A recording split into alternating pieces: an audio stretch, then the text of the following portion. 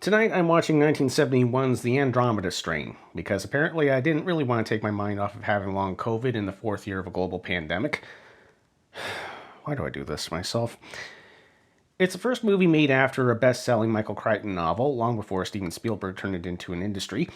The idea sprung from Crichton's medical school days and concerns an outbreak of an unknown illness brought to Earth from outer space.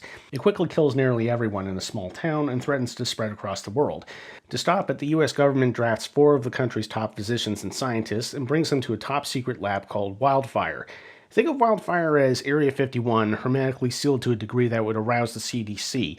The whole facility is built inside solid rock. Most of it solely exists to keep alien germs at the bottom of the structure, and the whole thing is rigged with a nuclear bomb that will go off if anyone so much as chokes on their own spit. What can possibly go wrong? Go wrong. Go wrong. Go wrong. Go wrong. Go wrong. Oh, for God's sake, wrong episode. The movie is directed by Robert Wise, a legendary filmmaker whose resume spans everywhere from The Sound of Music to The Day the Earth Stood Still, from Run Silent, Run Deep to the very first Star Trek movie.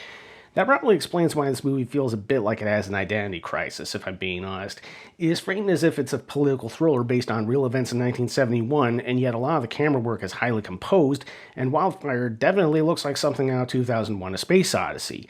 The cast are wisely all unknowns, but are also good actors who often provide the main source of energy in this movie.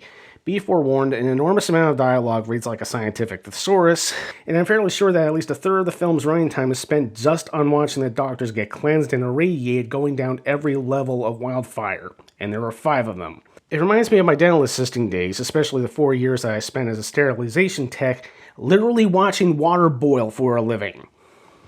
That being said, once the climax rather abruptly kicks in, it's a very tense sequence. I won't go into details, but it is very exciting, great to look at, and you feel the stakes of the characters failing. It's just a shame that it was one of the few well-paced parts of the entire movie. Overall, it is worth looking at if you like cerebral sci-fi or are simply a big fan of futuristic production design, but it is a bit of a chore to get anywhere.